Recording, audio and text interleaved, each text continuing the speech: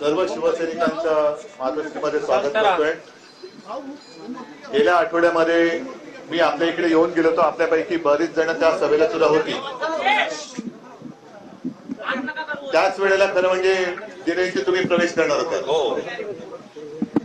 आता उलटा प्रवास सुरू झालेला आहे। आजपर्यंत मी जे नेहमी सांगत आलो की तुम्ही भारतीय जनता पक्षातून आपल्याकडे आलात। भारतीय जनता पक्षाच्या कट्टर कार्यकर्त्यांना सांगू इच्छितो की ज्या पद्धतीने हा तुमच्यामध्ये सगळा भेसळीचा कार्यक्रम सुरू झालेला आहे, तो भेसळीचा कार्यक्रम तुला मान्य आहे का? जे काही हिंदुत्वाच्या नावाखाली यांनी थोतांड माजवलेलं आहे, हे हिंदुत्व माझं नाही, माझं हिंदुत्व वेगळं आहे। काल परवाकडेच म्हणजे कालच महाराष्ट्राच्या बाहेरचे बाजार गुंडे नागपूरमध्ये येऊन गेले आणि आम्हाला खतम करण्याची भाषा करून गेले। आता ते भाषण मी पण ऐकलेलं नाहीये, पण हे जे बाजार गुंडे यांना महाराष्ट्र आपल्या टाचेखाली घ्यायचं आहे।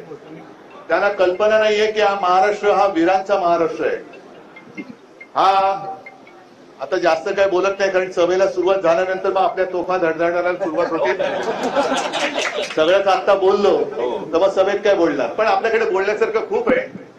पण काल जे बाजार गुडघे हा शब्द मी मुद्दामून वापरतोय, कोणतं तुम्ही तुमच्या लक्षात आला असेल, मला वाटतं नागपूरला येऊन गेला हा बाजार गुडघा।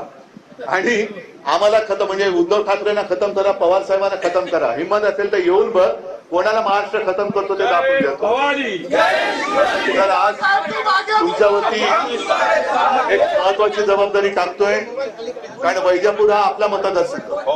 मी खास करून वाणी कुटुंबियांना धन्यवाद देतोय की वाणी साहेब आज आपल्यात नाहीये, पण वाणी साहेबांची निष्ठा घेऊन त्यांचं कुटुंबही शिवसेनेसोबत राहिलेलं आहे, त्यांना मी खास धन्यवाद देतोय।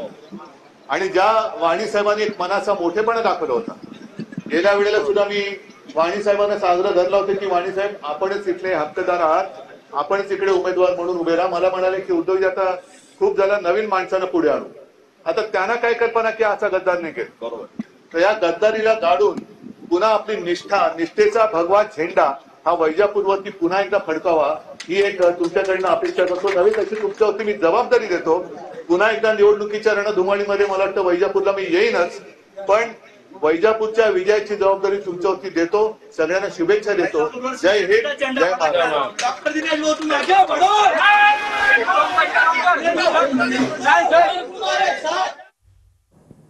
तर बाजार मुंडगे काल आम्हाला खतम करण्याची भाषा करून गेले, कोण कोणाला खतम करतो ते आम्ही बघून घेऊ, असं उद्धव ठाकरे यांनी अमित शहांना उद्देशून म्हटलंय।